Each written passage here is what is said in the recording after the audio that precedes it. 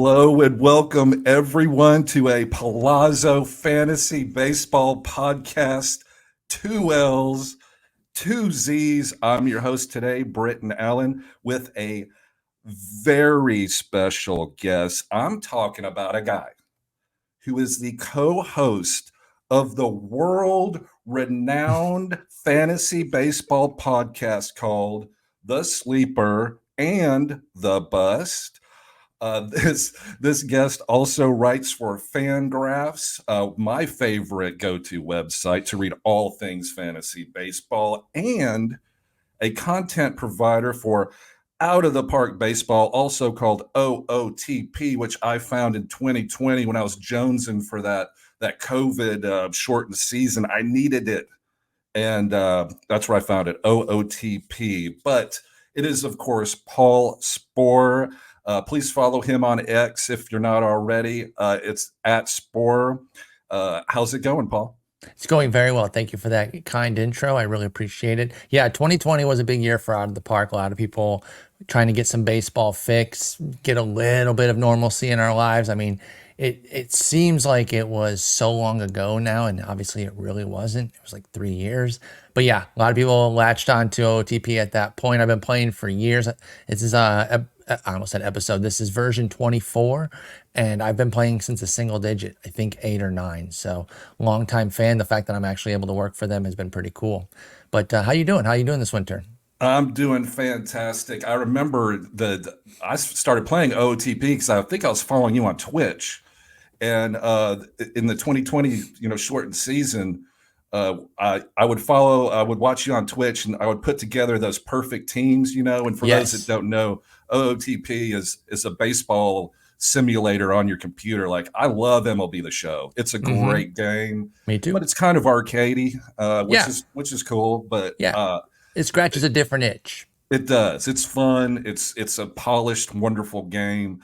And they have I like Diamond Dynasty on MLB The Show. Well, OOTP has that too, but they call it a perfect team. But unlike Diamond Dynasty, OOTP, like, you can get Joe DiMaggio on your team if you get his card. You can go anywhere, and I love that, building like the Tetris puzzle of players and all that kind of stuff. So if you're into, so fun. It's a blast. I love it. So you can play any team, you can play KBO, any era. It's a huge fit for fantasy folks, right? Like, think about everything that we do, and now you can span eras and build fantasy teams. You can do so much with it. So, obviously I worked there, but even before I did, I always recommended it. I think it's a great, great game for people who love baseball, which, if you're listening to this, there's a good chance you do. If you're listening to a baseball podcast in December, you are a baseball fan, as am I, and as is Paul. And like most fantasy baseball players, I would consider myself, I'm not a hardcore player. I love fantasy baseball, but I'm more of a regular guy. Like, I've never met an Excel spreadsheet that I can read and not get a headache. Like, I'm just a regular fantasy baseball nut. I love playing NFBC. Am I going to win the main event? Probably not anytime soon. I don't have like drafting. You never know. You never know. I pulled one, and it was awesome. But yeah, if you're in the dance, you got a shot. You got a shot, a chip and a chair, right? That's right. That's right. But of course, Paul, I'm a huge fan of Sleeper and the Bus. It's one of my favorite podcasts to listen to. And one of the things, I don't know if you get this, but I love the intro music and the outro music too. Thank you. I get excited. Confession. Wow, confession time. When I hear that music, it's like I get excited. It's like when I would hear the intro music to The Sopranos. Oh, wow. Okay. Now, putting it up on that level is very kind. Now, I have pods like that too, so I really do appreciate that. That is such a nice thing for you to say. I found that on a copyright-free website years ago. Don't even remember what it's called.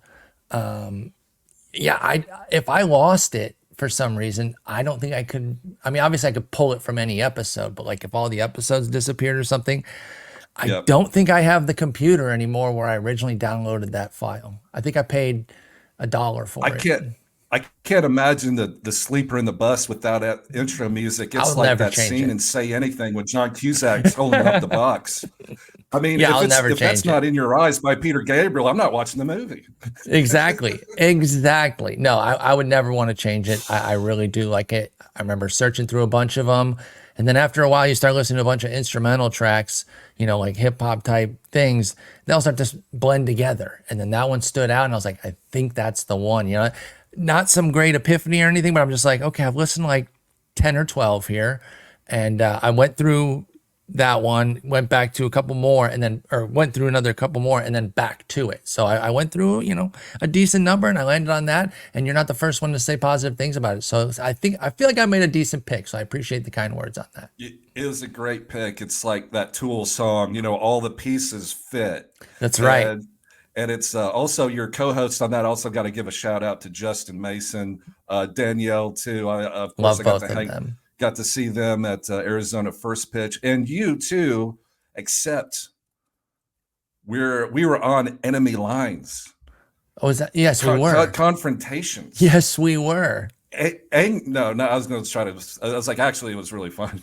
It was a blast. We were We just got to do the drafting draft together. together. We were drafting together, and one of the reasons I asked Paul to come on is because it's drafting season for all us degenerates, That's right. NFBC gladiators. Drafting holds. I do a lot of NFBC 50s, which is also the 50 round, but it's 12 teams instead of 15 teams. I love all that. And so Paul and I went to First Pitch, Arizona. We signed up for they were providing, the NFBC folks were providing leagues out there to play. And I picked the 50 round draft and hold, which is like their draft champions league. And Paul was in it. Justin was in it. Sarah Sanchez was in it. Let me see if I can quickly It was an remember. esteemed group. It was Yeah, I mean a these lot are of the fun. yeah, that's exactly right. Like a lot of great players that are fantasy obsessed like we are. And Exactly. Paul, I love talking about drafts. I love hearing about people talk about their drafts and their picks because I think maybe the my favorite part of fantasy baseball is actually drafting. Like Oh I yeah. love it. Oh yeah. And so I try to draft as much as humanly possible. And then what I also do is I like to steal other players' picks and information. I remember one of the first NFBC drafts I ever did. I was in a draft and hold with Rudy Gamble, Mm-hmm. and his last pick in the 50 rounder, and this was like in 2019, 2020, something like that. His last pick was a placeholder. And I was like, well, that's interesting. And I actually, because he's at Rasball, and I texted him or I somehow got in touch with him. I said, hey, we're in a league together. Do you mind if I ask you who the placeholder is for? And he goes, yeah, it's for this prospect named Jake Cronenworth, who I had never heard of. And then Wow. in the next draft, I drafted Jake Cronenworth because Mm-hmm. of what Rudy did. And Jake that year ended up starting about the last 2 months of the season for the That's Padres, awesome. which if you're in a draft and hold league with one of your last picks, getting a full-time player that late, Oh yeah. that's money in the bank. But hey, I didn't figure it out. Well, no, but that's one of Rudy the did. beauties. That's one of the beauties of drafting at this time too. And there are price points all over. Obviously, everyone has their own budget that they need to stick within. But you can find $10 leagues right now. I think My Fantasy Leagues has $10 drafts you can do right now, or the 50s that you mentioned, or you can go up higher if you want. But drafting with other people that you respect and feel like do a good job, you can learn about players from them, right? And I'm sure Rudy, doesn't hit every time he pops a 50th round placeholder, but that one happened to stick. You took your shot on it with him because you're like, that's somebody I respect. Rasball is awesome and Rudy's incredible. So that makes sense. And you can absolutely pick up stuff. I do that too. I'm like, who's he got? A guy I always talk about that we see every year at the conference in Arizona is Tim McLeod. He is Yeah. a Asian baseball guru. He knows all the players years before they make an impact at the major league level, but always puts me on with players of like, put me on Kenta Maeda before anybody was drafting him, Masahiro Tanaka, he was on Senga. I mean, all of the big ones. And he's on guys that miss too, but he knows everyone. And so you can get a good idea of who a player is just by talking to him. And I love that, right? Because there's not a ton of Asian baseball coverage out there. You can certainly find it, but Tim's a go-to source there. And you see that placeholder up there. You're like, who's that for? And he'll tell you the player from the JPL or the KBO. And then you're like, put a little star next to that guy. And I usually just follow his path on those Asian-based players. This year, obviously, everyone knows Yamamoto, but I'm on Jung-Hoo Lee. And I actually, to bring it full circle to OOTP, learned about him from OOTP.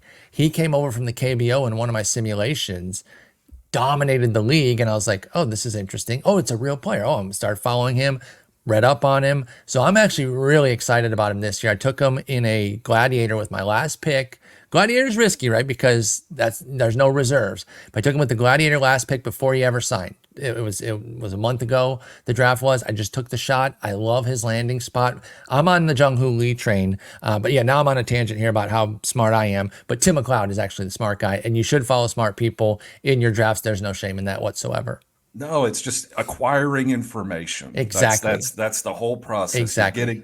You're going to hear about players that you don't know about simply because there are thousands of players and you can't know everything. Nope, can't do it. And just to bring it again back to OTP real quick, since we talked about it, in Perfect Team, once you learn who the top players are and you're in these tournaments and you see the same players winning, looking at their rosters only makes sense too. Oh, he uses this card. Why does he use this card? Now I'm looking into it. Oh, I see why he uses this card. Now I know that this is a good shape and a good player, because the way the game plays, obviously the best cards are the best cards. We know that Hank Aaron card, go get that one. But at the iron level, who is this 1901 dead baller that every top tournament team is using? I need to learn about this guy. Oh, it's because he has huge BABIP and crazy defense. So I'm always, I'm not above at all, learning from people I'm playing against.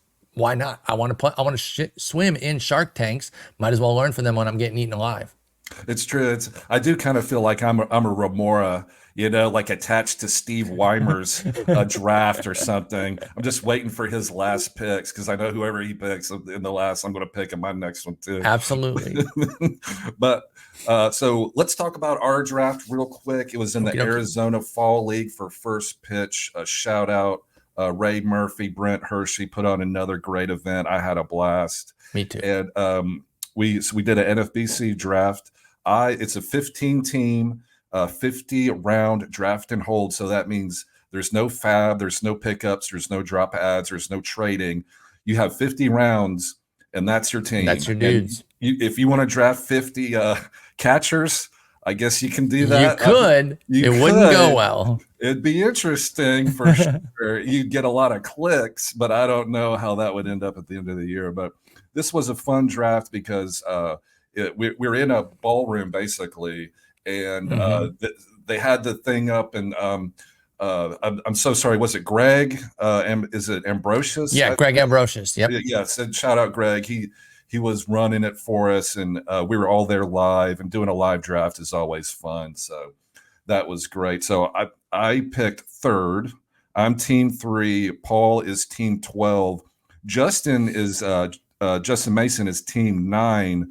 So feel free to haze any of Justin's picks. Yeah, although cook his picks. The worst picks I've ever seen. It's amazing. I'm just kidding. I actually love his start. He did a lot of great stuff. Actually, I love it. I think from here on out, I'm going to do a lot more pocket aces. Shout out Toby because he went Strider Burns, and it works. I like the pocket aces, and shout out to Toby. Bat flip crazy with that phraseology. I love it. Obviously, the poker and fantasy parallels are always fun, and running that pocket aces can be a ton of fun. Let's take a look at how you started your draft, though. You didn't go pocket aces, but I still actually love your top 2 after getting 2 explosive 5-category guys. J-Rod with the number 3 pick, Ellie at the end of round 2. I understand that's the price, right? You got to pay it. Where's your concern level with him, right? It can't be at 0. But that doesn't mean I wouldn't, just because it could be high, doesn't mean you don't take him because the upside is insane. But are you expecting a big step forward this year from Ellie? No. This was a huge mistake. Okay, look at that. Big, red, glaring like Don't do that. Okay. don't do that. Now, if I paid $1,700 and I was in Vegas at a main event, this never would have happened. But Hmm. so here's, as we said, I'm picking third. I wanted two players in that spot. I wanted Francisco Lindor, and if he did not fall, which he didn't, I wanted Devers. And of course, Devers got picked right ahead of me to the team four. And I don't want anything to do with Manny Machado. I should have taken Luis Castillo. I wish I'd taken another starting pitcher and gone pitcher, but I didn't. I saw that Ellie De La Cruz. I was on tilt. I said, "Oh, I was mad," and I was like, "Oh, but I wanted Devers. Why didn't I get Devers?" And, so yeah, if I had to do it all over again, I would not do that. Of course, Ellie De La Cruz is exciting. Yeah. He had that one like 6 stolen base game. I don't even remember. I think he stole, second, third, and home one game. It was He did wild. in Milwaukee. He was so unbelievably electric, right? Like the excitement with him is easy to understand, but there is a sharp downside.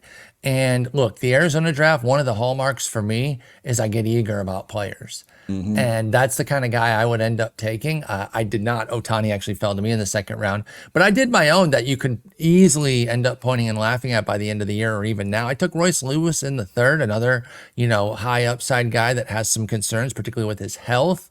And then even Matt McClain in the fifth, who I love, and I think he's got wonderful skills. He got hurt for a chunk of last year. So, I took two on the rise type of players that I'm excited about. But with Ellie, I just I just see a lot of Javi Baez potential there, which does bring a strong upside with it, but also, of course, brings a massive downside. So Oh, it with Ellie De La Cruz, it's like I'm splitting 0 0 0 on the roulette table yes, and hoping yes, it yes, yes. hits.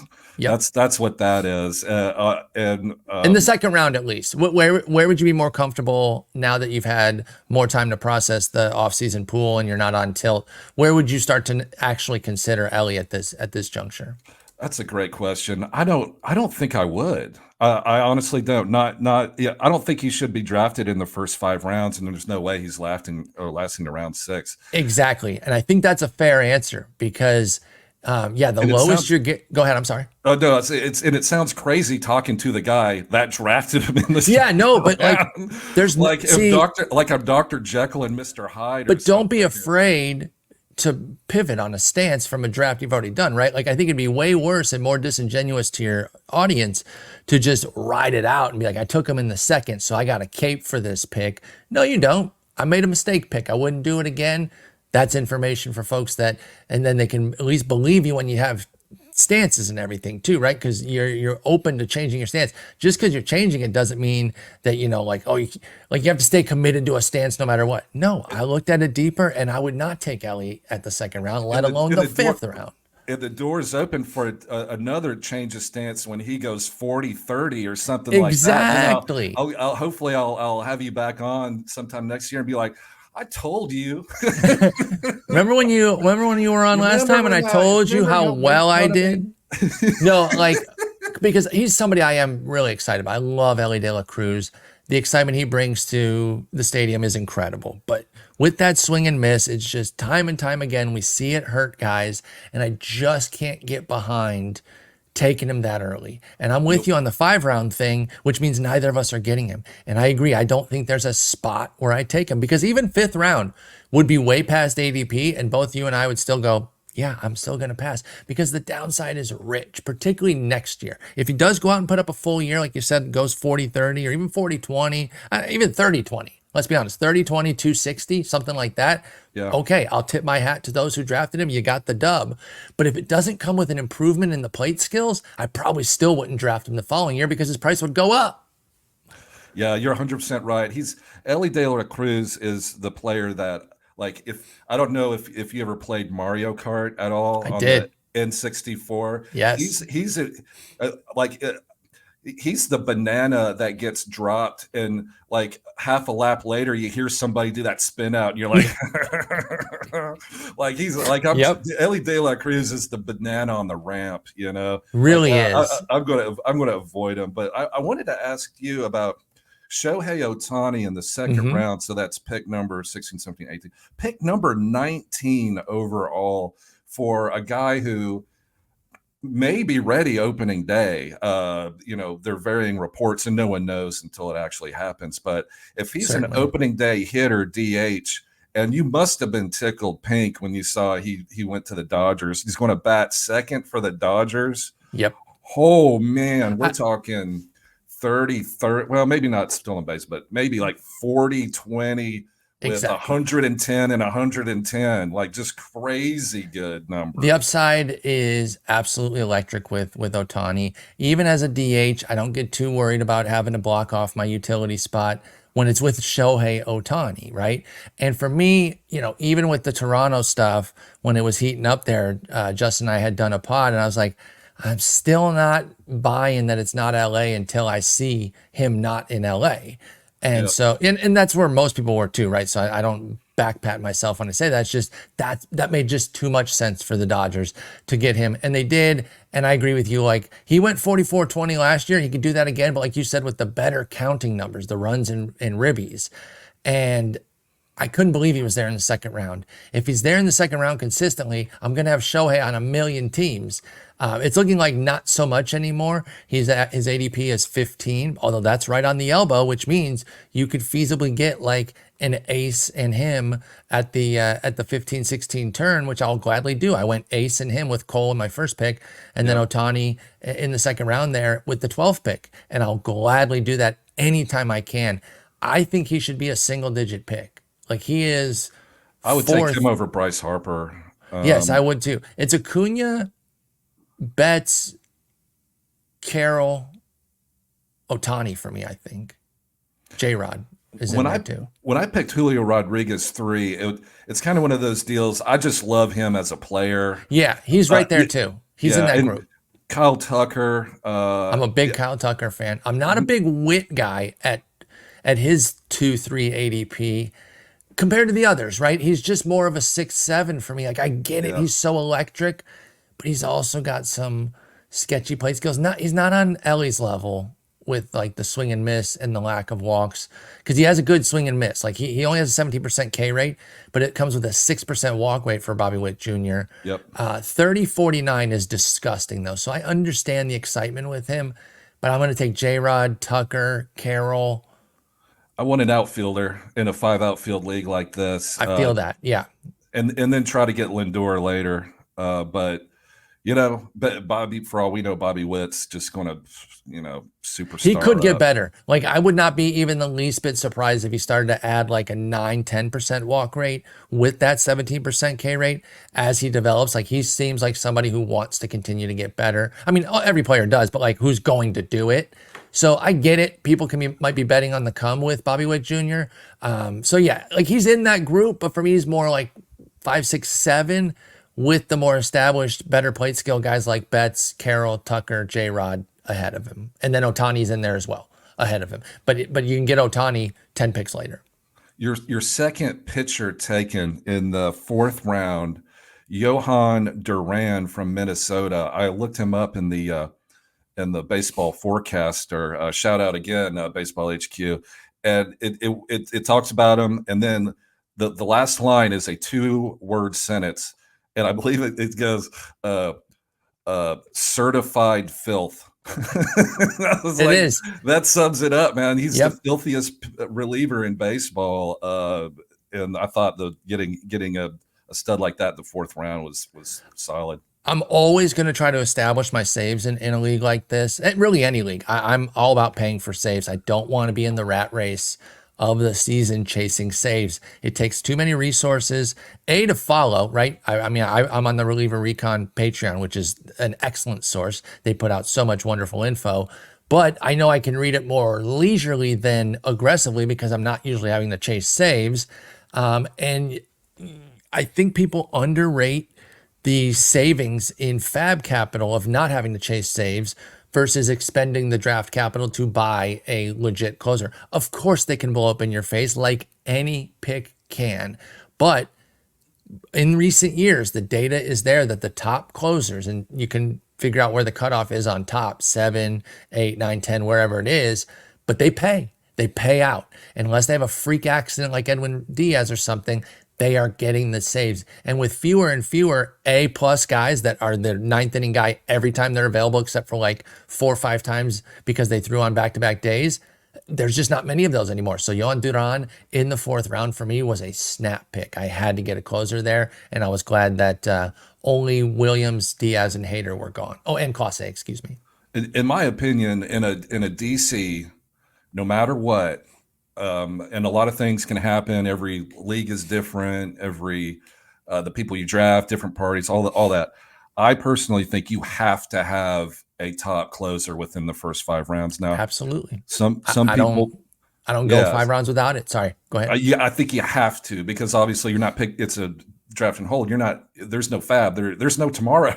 It's today. Exactly. You have to have a front line closer And today. I So want my reserve picks. I'm going to have a spec or two in there. Don't get me wrong. have to, Like, right? somebody I really like this year is Jeff Hoffman as a spec in Oh Philly. wow, yeah. I just think his stuff is so nasty. It's less about Alvarado. I don't think he's necessarily going to fail, but I think Hoffman can usurp him and kind of take that job.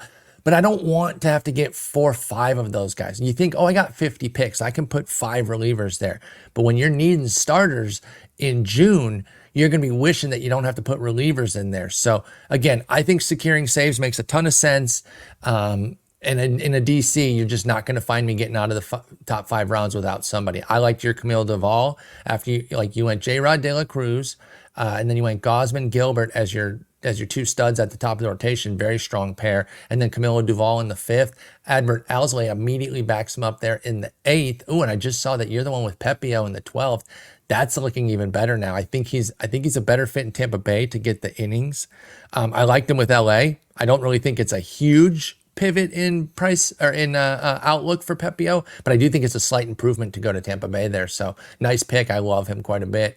But I love that you went Duvall, Alzolay. That's solid closers on competent teams. Neither is like coming in as a playoff front runner, but they're both probably gonna be projected around low, like 500 or just over, right? 80 something wins for both.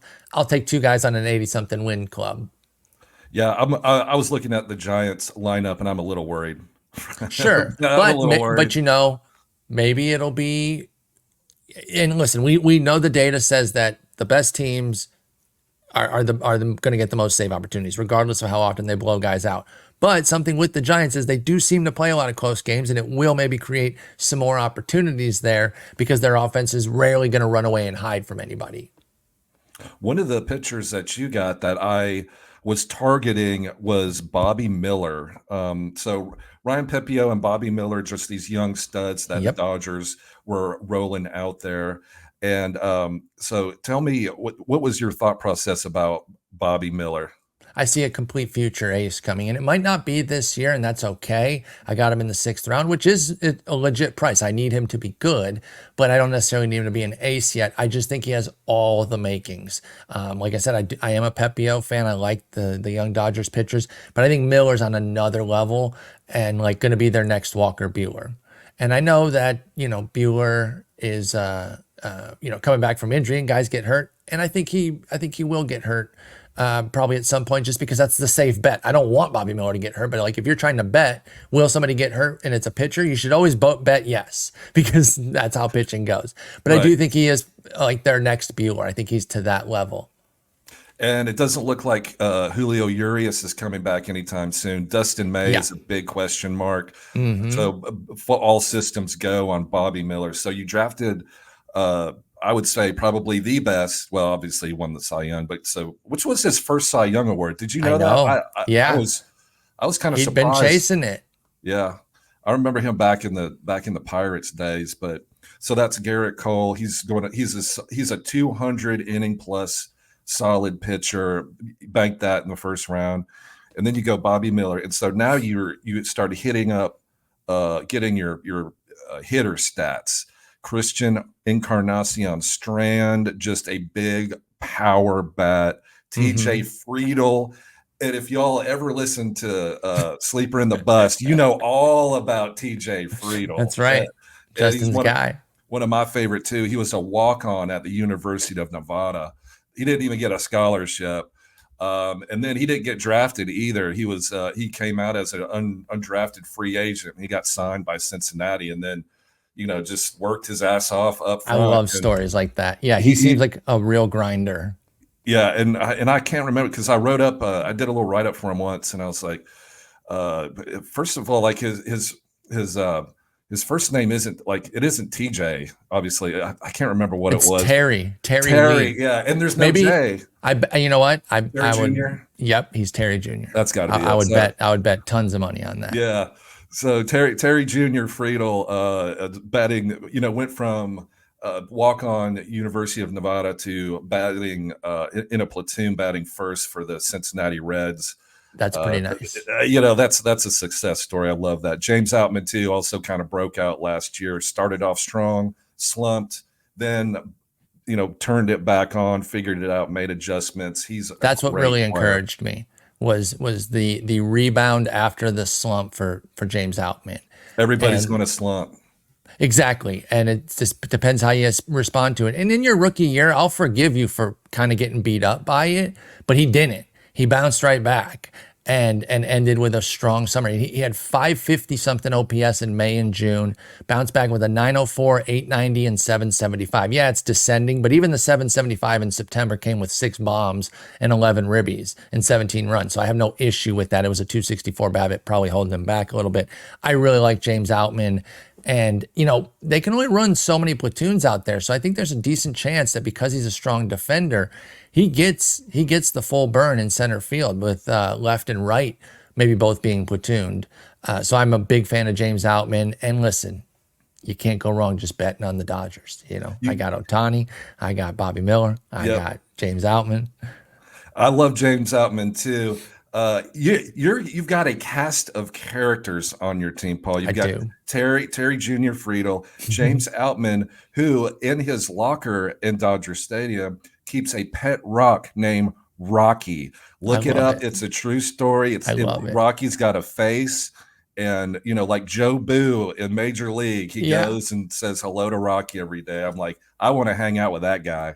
But that's fantastic. He seems like a lot of fun. He does. I'm looking at it now. That's so funny. Yeah, he keeps a pet rock named Rocky, and you just can't make that shit up. Pardon my French, but and looking down your list, you picked some you swing back to the pitchers. You went like 6 or 7 hitters: Brian Bello, Hunter Brown, and I think one of your favorite from the regular season, Christopher Sanchez. Tell me about Christopher Sanchez, if you don't mind, and why you think he's a good pick out there. I mean, that's round 18. Yeah, that's a decent investment for a guy that, doesn't have a ton on paper yet. But I really, really liked what we saw from Christopher Sanchez in the second half. He was one of my big kind of second half breakout picks, came through for Philadelphia and delivered. I'm always a sucker for a younger guy. And he's not a baby. He's 26. So he'll be 27 next year.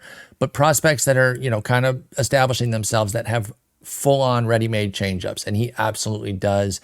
He has a perfect 3-pitch arsenal: fastball, slider, changeup. Changeup's arguably the best pitch of the trio, and when you have something for opposite-handers, plus a great fastball and a solid slider that has a 12%.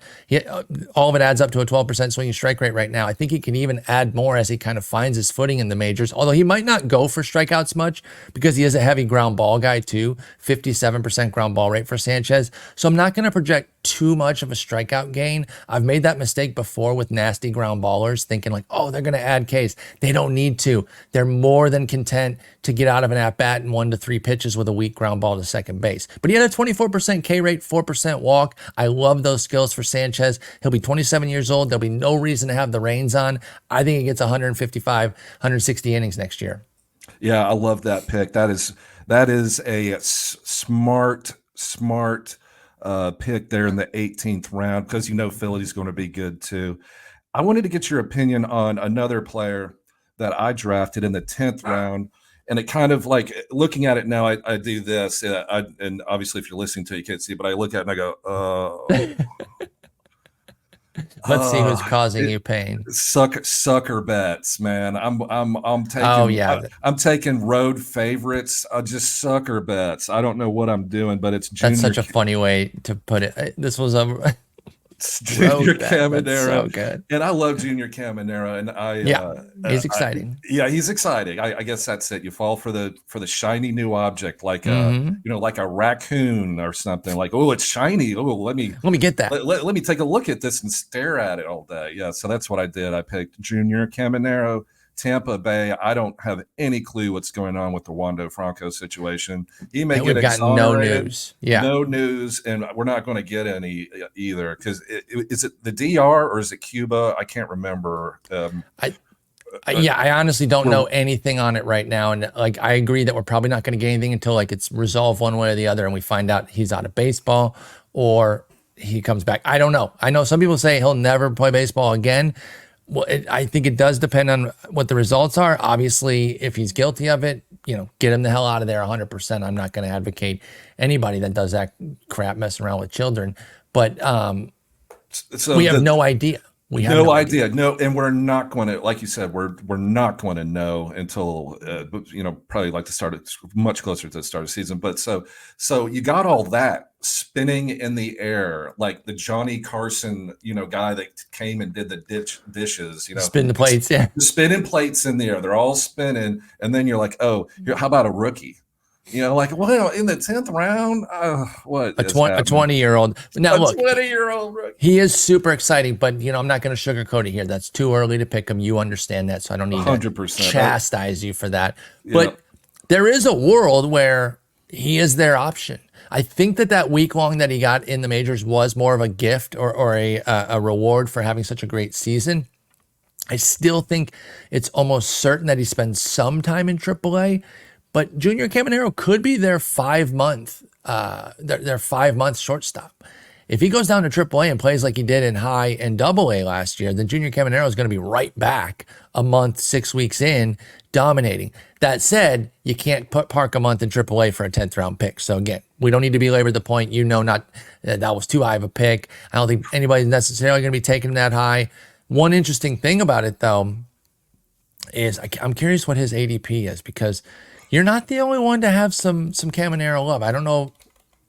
Let me see. I wish I could get back in my DeLorean and hit that flux capacitor, the 1.21 gigawatts. And you'd have to, yeah. Sarah Sanchez got Brian Wu. I was like, oh, I love Brian Wu. Why didn't I pick Brian Wu? I will say, you aren't as far above ADP as I thought, and you're not the min pick. There's a 123 pick for Junior Caminero. Is that Jason Collette? I was gonna say, I don't know who's doing that. It's gotta be a Tampa Bay fan, though. I'm looking right now. Okay, so very recently, the very most recent, like from December 13th on, and we're recording this on the 18th, depending on when you're listening to it, there hasn't been anything above 213. So Junior Caminero past 200 is fine. 150-ish is around where you took him because you took him toward the beginning of the 10th round, right? Or no, it'd be toward the end. Yeah. So pick 148. And so again, that wasn't even the most egregious. So again, you learn from it, you move on, you say, I got caught up in the moment. And that, like I said, I do shiny new toy stuff at this draft all the time. I call it the don't get the shins, the shiny new toy syndrome. Mm-hmm. And I get the shins in Arizona a lot. So I've been there. Don't beat yourself up. There have been times we see some great prospect there and I'm like, I'm going to draft him. And then I end up drafting him in like the 11th round. It's like, that's a bit too early, you moron. But there's a world where that pays off for 5 months. Yeah, it's not, but that's like Ronald Acuna, like circa 19 or 2018 or 2019. Exactly. Like that's just not going to happen. Like that's once in a lifetime. But like you said, mistakes were made, but that's all right.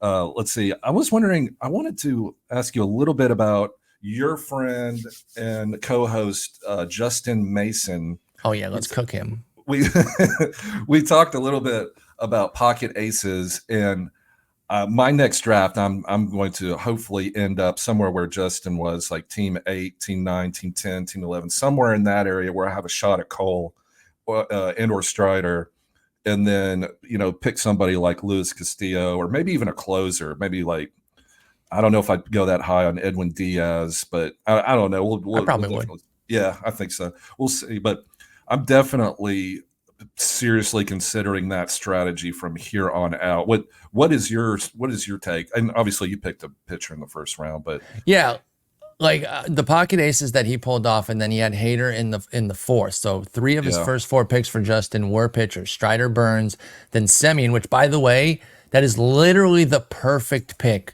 for this strategy.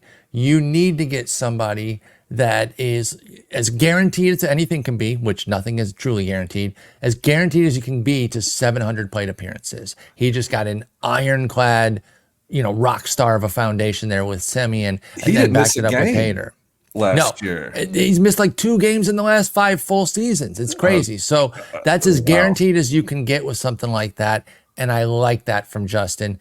So his first four are excellent. Then he went with his boy CJ Abrams in the fifth. And frankly, that's on the low end. He got a discount on him. Abrams is starting to creep up even higher. Then he took Mike Trout. Could you imagine, Britton, if we had been doing this pod last year and I would have told you that CJ Abrams would go over Mike Trout in I know 2024? that, What would that you have thought? You I thought would I was have. on I drugs. would have thought, well, Mike Trout had a career-ending injury, Yeah, obviously. yeah, that's But since exactly. it's Mike Trout, you just still draft him in the sixth round anyway, just in case he comes Just back. cause, just Yeah, cause. yeah. But no, like I really, really like the foundation of Justin's draft, and I point out these first few hitter picks, Semien, Abrams, Trout, and even then Christian Walker in the seventh, to point out that you can still get an offensive base even with all this hitting, right? Like, sure, it's not as sexy as the person that opened with Harper, Riley, and Chisholm.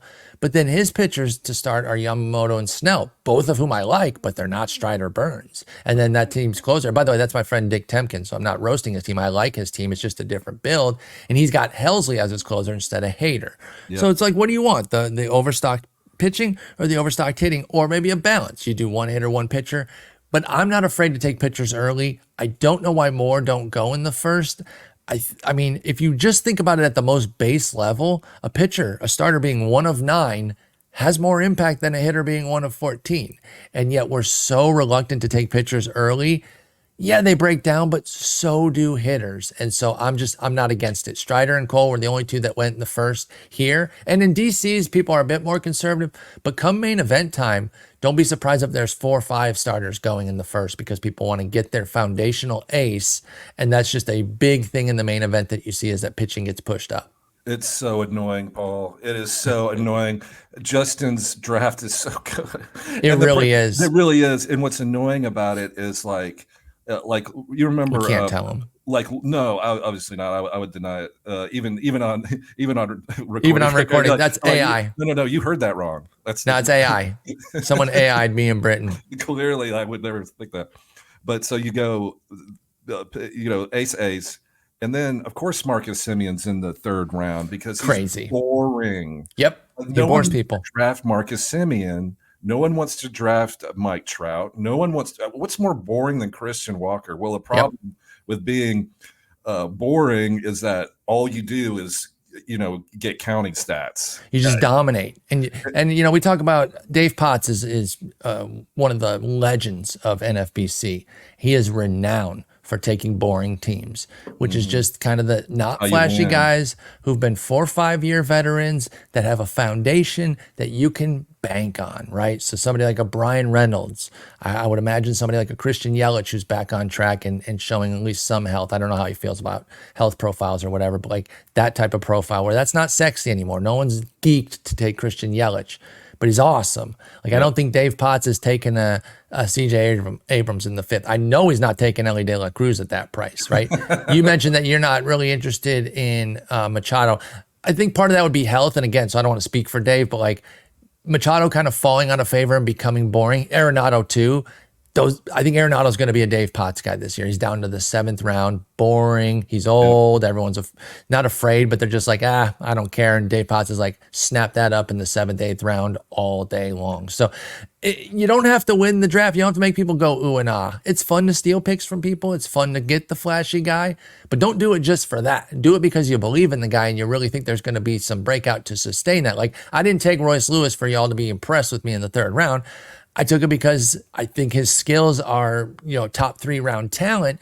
I need the health. I've always said, though, that I'll take that gamble, even with somebody like him, who's clearly shown that he's gotten hurt multiple times. But when the skills are all in place, I will gamble on health because we're all gambling on health. There's no such thing as a safe player because everyone is one pitch, one swing, one whatever away. Yes, the more injury prone guys are more likely to get hurt. Previous injury is the best indicator. I'm not saying don't pay attention to any of that stuff, but I don't run from bad health profiles if the skills are elite. And he is elite. I mean, he's an elite talent. I mean, his performance in the playoffs alone make you go, whoa. Yep. Yeah, he's whatever it is, he's got it. I was also looking down Justin's draft. It's just so solid. And then you get to a little bit of a swing, which I really like, because you get the solid guys, and then you start taking, some of the upside guys. Wyatt Langford in Yes. round 11. Every time I see the name Wyatt, I think of Tombstone. Yeah. And hey, Wyatt, it's all Wyatt. That's exactly what can I have think $1 too. every time somebody says the word Wyatt in this movie? Because Wyatt. Hey, Wyatt, what are we doing? I don't know. So That Wyatt ended up Langford. That's a discount relative to his ADP. And Justin got an even bigger discount in a Gladiator we did where Wyatt Langford fell a bunch. Now, it makes sense why Langford would fall in a Gladiator relative to a DC. For those that don't know what Gladiators are, you draft your 23 picks and that is it. There is no reserve. There is no filling in. So if Wyatt Langford, if you don't believe that he's going to break camp, or you're worried about missing a couple weeks at the front end, you're not going to take him in the 8th, 9th round because you don't want to miss any time with guys. You need as much playing time as you can get. So he fell a bunch in this draft, in that draft. And then in ours, he didn't fall a ton, but he was cheaper than ADP, which is like the 9th, 10th round. So Justin said, hey, I'll take a gamble. So now he has 2 shots at Wyatt Langford. I don't think he's going to stock up too much more. He has suggested that he doesn't want to get overly invested in Wyatt Langford, but that he felt like the prices were worth gambling at because his upside is so rich. And of course, he had that electric run after being drafted. I will say, though, I think there is a little bit of overrating that, and then people ignoring Dylan Cruz. I don't have them any further apart than I did beforehand, just because of Wyatt Langford's run through the minors. I really don't, because I don't know if he's going to break camp. I think he at least goes down for a little bit. And then I can't imagine that Cruz is far behind. He didn't get all the way up to AAA, but he was in AA, and he didn't do all that well. But I don't care about how well he did. I care that he got went hurt there. too. Yeah, he did get nicked up, but I just care about how that he got there. And he's 22. He's also a college product. For me, I don't hate the Langford pick. I understand it. I need it to be at the cheaper end of his range, which is in the 180s. And like I said, Justin got him in 200 something in a Gladiator. But I'm going to wait for Cruz in a DC, who's an afterthought. And I understand Nats versus Rangers. Nats aren't going to be motivated to rush him or anything. But I'll take a month off with pick 511, which is Dylan Cruz's thing. If I only get 5 months, 4.5 months, he comes up at Memorial Day or something, I'll take that. Versus Langford, who might also miss 2 to 5 weeks, in AAA. I don't know, but there's not an obvious place for him in the lineup right now, right? Evan Carter in left, Leote in center, and Adolis in right. Yep. And now Justin believes that Leotis could get usurped. I don't really see that. Ezekiel Duran is the DH, and that would be an avenue, but do you want to DH a rookie? And then do you really want to DH Carter, Adolis, or Leote either? I don't know. So anyway, I like Langford. We have so many good players. You know, if you're the Texas Rangers with the World Series champions, right? So I just probably am not drafting him. It's one of these where I respect the pick. You take your gamble on the guy that you believe in. I have a different outlook where I think he's going to be missing 2 to 5 weeks. I know that's a big range, but I think he's going to be down for a little bit. And I just don't know where the obvious spot is. Of course, one injury gets him in. They'll finagle it and boom, he's in. Well, maybe not an injury to an infielder, but like one outfield injury, or if they just don't believe in Ezekiel Duran. But other than that, I'd rather just go for, don't lose sight of Dylan Cruz is my main point here, because he was just as hyped, drafted ahead of him, and got to AA. Even if he doesn't come up until June 1st, 511th pick in your 50-round draft and hold, I think that's just fine. So I love Dylan Cruz. Love Wyatt Langford. I just don't want to pay 400 extra picks. What do you think about the outfielder that was drafted 2 rounds after, or Justin drafted 2 rounds after Langford? I'm going to say Chaz. Correct. Chaz, aka Spice Rack McCormick. He had a great nickname. He had a bust out season, kind of under the radar for his any player for the Astros could be under the radar, but I mean, kind of a 2020 season, even though Dusty did some strange things with the lineup throughout the year. But I don't know. You look at his metrics; it's kind of backed up a little bit. Do you believe in the Chas McCormick? I do. And if I could be a little braggart douche here and gas myself up for a second, I've got the 2023 forecaster here from Baseball HQ that I'm lucky enough to contribute to. And listen, this was not some like resounding love of him saying go get him or whatever, but I did say finding a full season role has $20 compiler upside for Chas McCormick. And I feel like that's pretty correct. And the rest of the blurb, I highlighted his power and a little bit of speed upside there if he could figure out when to run. Like he had the raw speed, and he did. He went 19 of 25 for Chas McCormick, 22 homers. And that's only in 115 games. He played 4 fewer games than he had the year before, got 50 more plate appearances, so he was starting more games, and had a heck of a season. I quite like him. I think he's kind of in like the TJ Friedel sort of vein of like not super flashy. Like he's more power than the speed, but that same sort of power speed, solid guy that is on a good lineup. Like I don't think Cincinnati is necessarily a good team yet. We'll see where their pitching's at, but good lineup, good park, and good lineup, good park for McCormick as well in Minute Maid because righties can hit power there. And I think he is underrated for an Astro. I think you were right to say that. It's hard to be underrated for an Astro, but Chas McCormick has figured it out, and I thought that was a nice pick by Justin for sure. And I hate praising him, but we have to do it. We got to be intellectually honest. And Justin had a hell of a draft in Arizona.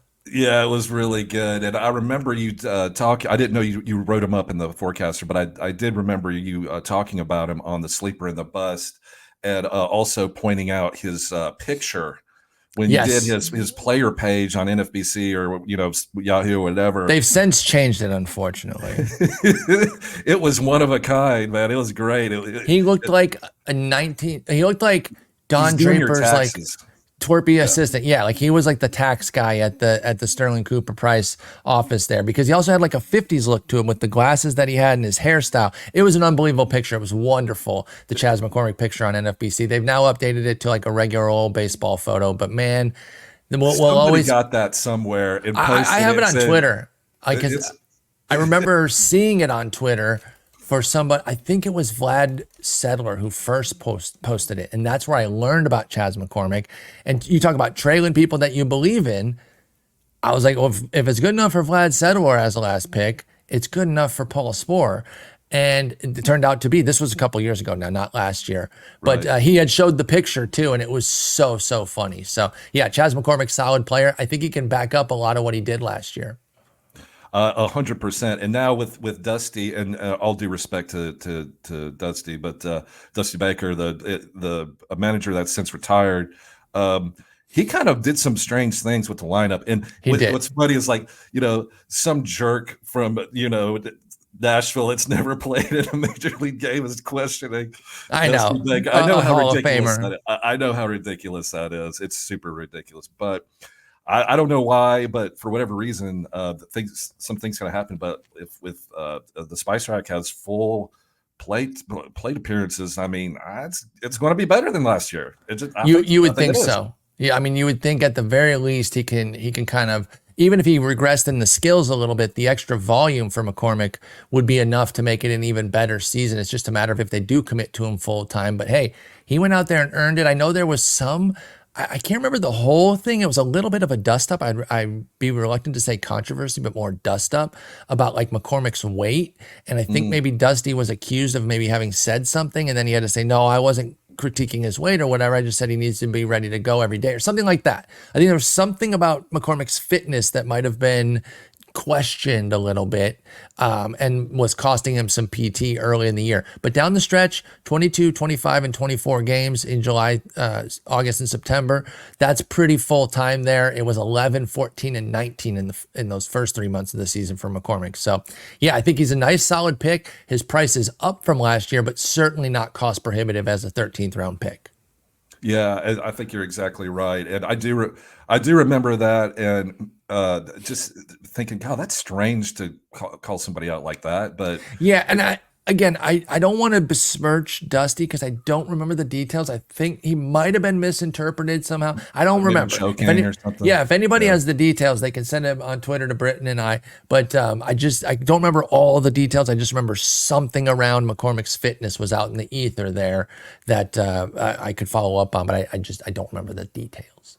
I wanted to ask you a couple more quick questions. I think Okie we are dokie. coming up Let's on speed about round it. it.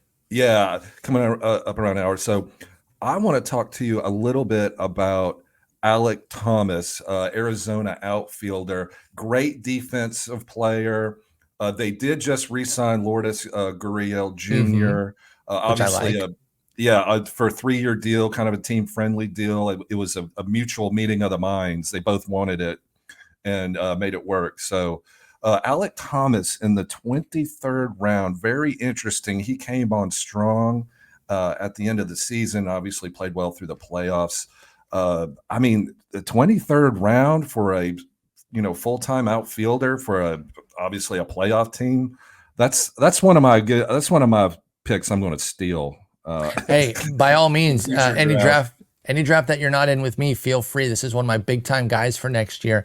And I actually liked him last year too. So I'm staying committed despite a relatively, unimpressive regular season. Of course, he did break out in the playoffs, but we're not seeing the classic playoff tax, right? There's usually a couple guys each year in the playoffs that stand out and get that tax. You mentioned how well Royce Lewis did. He was already going to go high, but that shining little playoff run that he had has certainly helped put an even bigger spotlight on him. Walker Buehler, a guy we mentioned earlier from a few years ago, I remember him having a playoff tax and spiking up, but not really for Chas McCormick, or excuse me, for Alec Thomas, because 23rd round, I have no problem paying. I really, really believe in this guy. The defense is ironclad. Like that is locked, and he's center field. That's going to keep him in the lineup to kind of keep learning and figuring stuff out. He went 9-9 last year in 400 plate appearances. Nothing, that's not eye popping or anything. I think he can easily double that and go 18-18 if he gets 500 plate appearances this year, with the upside to be quite a bit better than that. I really, really believe in Alec Thomas. He's going to lose some at bats against lefties, I'm sure, where they can move Carroll to center. And even though he's a lefty too, obviously he plays every day, and then get Gurriel out in the outfield a little bit, let him play some left field, or McCarthy in center and get Gurriel out of DH, let him play some field. So Thomas will lose some time against lefties because he hasn't been very good against them, but I think he's damn near an everyday player. Power, speed, coming into his own at age 24. I think the playoffs were a nice glimpse of what he can be. Obviously not 4 homers every 12 games. I really wouldn't project that for many guys, if any, let's be honest. But I really, really like what Alec Thomas was able to show in that little playoff surge. And his defense, like I said, is going to guarantee him lineup time. And I'm going to bet on a guy like that in a good lineup too. Upside. Now, the opposite of upside, downside, which was another player I want to ask you about real quick. In the 22nd round, Giancarlo Stanton. The epitome of downside this year, Yes. especially on your batting average. Oh, God. Like that's you got to pop 30 plus home runs, and it just looks like with injuries, even the general manager kind of badmouths him, Yeah. which is strange because he's Well, I got don't another. like that. I don't like that at all. That's low. Yep. And I love Stanton, so my bias is toward him, but like he's not a bad dude off the field, at least from anything we know. We don't know arrests or nothing like that. So like, I don't know, man. Listen, critique the performance or whatever, but have some tact. Like you can acknowledge, like, hey, he had a rough season, but he also played 101 games. Do we really think this 87 OPS plus is Stanton's true talent level? Right? Like, listen, he can get some critique. He's not above reproach. No player is. Just have an ounce of tact when you're talking about your players. I don't think especially if you're a general manager, you don't Exactly. any of your players. Exactly. Especially if it's true. Then Yeah, exactly. Yeah. do it. I totally agree with that. You got to pump them up, not bring them down. Bringing them down is not going to save you 150 million Nope. for the rest of his contract. That money's gone. It's going to give license to the fans to keep crapping on him, which they're going to do what they want to do anyway, but it's going to make them feel emboldened, and it's going to be opposite of the Trey Turner situation, right? That's such an amazing story, and Philly fans are known kind of for being a-holes. They got some memorable instances there. That was an amazing thing that they did. And look, I'm sure there's some old timers out there like, that's soft, you can't get booed, blah, blah, blah. I don't buy it. Okay, getting booed by a bunch of crazy fans in Philly all the time, that would wear on anybody, even the most mentally strong. So that they picked up their guy, especially because he's at the beginning of a 13-year deal, because like you said, it's only going to make it worse. They want to make the best of this deal, so they built up their guy Trey Turner. He rallied, had a great finish to the season and everything, and I hope that goes really well for him. Stanton, like I said, I got a soft spot for him, so I come in with a bias toward him. I know it hasn't been good the last 2 years, but the raw power is still there. I still think it all comes down to health. The problem is it's really difficult to bet on any measure of health given what he's been through. But if he can spike like 135 plus games, I still believe Stanton is a 30 plus homer guy with like a 120-ish type OPS plus, which means he's 20% better than league average. Yeah, he's kind of in the mix for a bounce back season. I agree. And I don't even know what that looks like. But if you're hitting with the Yankees, it can look pretty good. And in the 22nd round, why not? One more player, Paul, this is a guy I kind of got my eye on. I'm not 100% sure why, but it's Zach Neto, or Yes. Neto if you're nasty, Mrs. Jackson, but Zach, I think it's Neto. It is Neto. Okay, so shortstop for the Angels. the of Anaheim. Thank you so much. No so problem. young guy came up got called up, surprise call up. Big time. I would say skipped a level there. Called him up. He played well. He's got the face paint. So I don't know, when you see in football players kind of like a Braveheart situation. That's right. Freedom, Yeah. many years from now, lying in your beds. Zach Neto does the face paint thing. He's kind of an intense hustle guy, like a Jose Ramirez almost, and just a good player. He got injured, but he came back.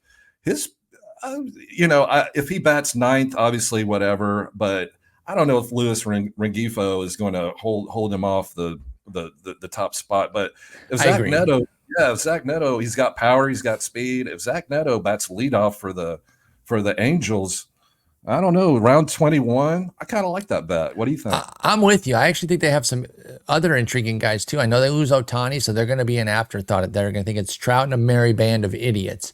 They come down to health a lot too, as most teams do, but they've got obviously some guys with some checkered health pasts like Taylor Ward and Anthony Rendon. Even Brandon Drury's had some injury issues, but I like the three young guys that are penciled in at the bottom right now: Ohapi, Nolan Shanwell, and Zach Neto. And listen, I agree with you. Rengifo, not a bad player. In fact, we talked about him on our pod today, Justin and I. I think he can be a decent guy, but I'm not sure that he necessarily has to run the top of the lineup there. And if Neto could get up there, even without Ohtani, I think this lineup can be capable if they're healthy with Trout and company. That's a big if, I grant that. But I like guys that are just kind of grinded out types like this, that are just, if they get the playing time, which it seems like he's a decent bet to just get 600 plate appearances and just grind out a double-double type season, which is 10 plus homers and steals, enough runs and ribbies if he's not batting ninth. If he's batting ninth, then of course it's going to be down, even if the lineup is good. Any ninth hitter, you're going to lose some down there. But I do think he can hit like 250, 260 while grinding out a decent season. And like you said, at pick 22, it's not costing you that much for Zach Neto. So I think it is a worthy gamble. And I think that, one thing that they've shown, they've had a lot of ineptitude with the Angels, but one thing that they've been proficient at is drafting the ready guys. Like, they've been able to identify these guys who can come up and contribute quickly, which is not something you usually do in baseball, right? Like, when you're watching the draft, you're like, I'll see this guy in 2, 3, 4, 5, 6 years sometimes, depending how young they are. And they're calling up guys that are up that year or the next year. And they got 4 or 5 of them right now.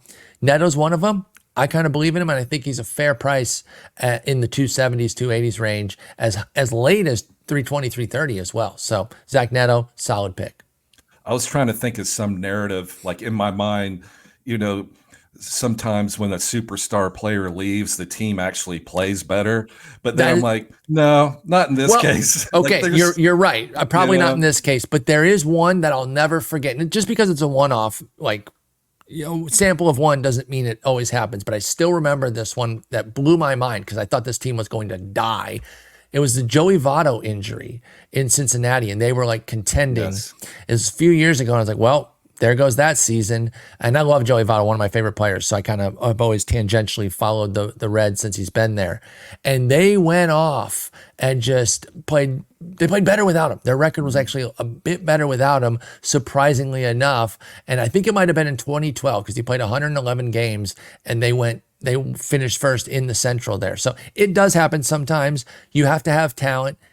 Again, I don't think it's a terrible lineup. Obviously, losing Ohtani is a colossal hit.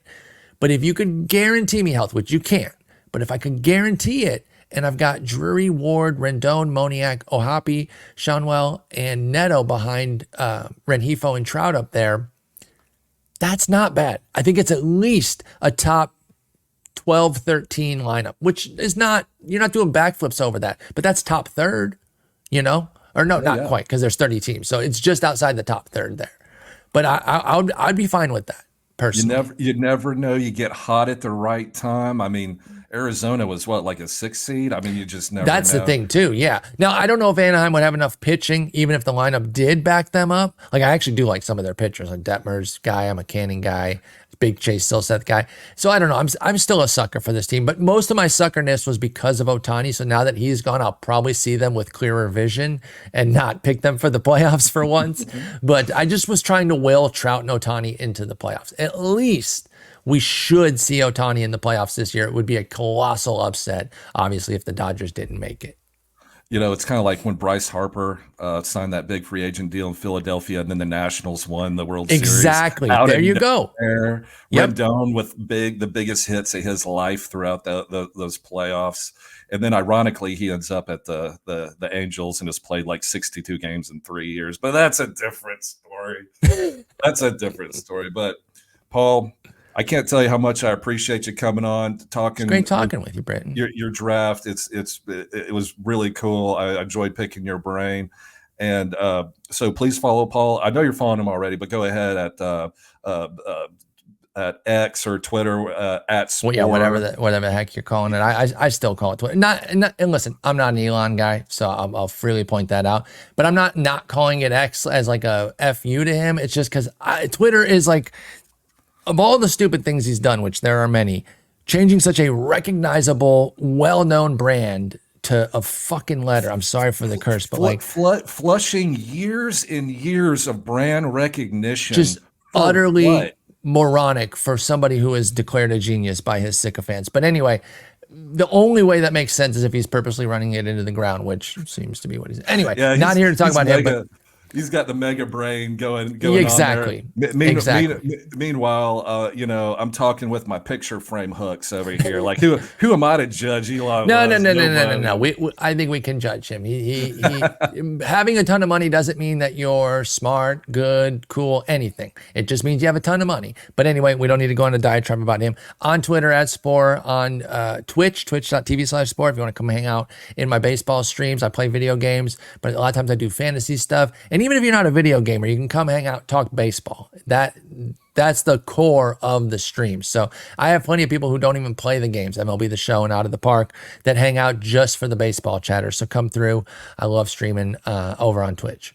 I also have a YouTube channel, but it's not like I just play OOTP on it, but it is, I don't even know. I think it's youtube.com/PSporer. I don't even know. So don't go follow. Go follow Paul, and then you can see all the stuff he does. I post links there. I should have learned my link if I'm going to try to promote something. All right, Paul. I'm looking at the StreamYard thing, and it says that this actually recorded. So that's great news. I was actually thinking about playing a little joke on you, saying, "Oh, Paul, I didn't record. We have to do this all over again." No, I saw the red thing, so I knew. Oh, you saw it? Oh, yeah, I didn't know you could see that. You wouldn't have gotten me on that one, but it would have been a good gag. But Britton, I had a great time talking with you, man. Thank you so much for having me on. Thank you so much, Paul. I will catch up with you later, buddy. Have a good evening. Sounds good. Take care. Bye.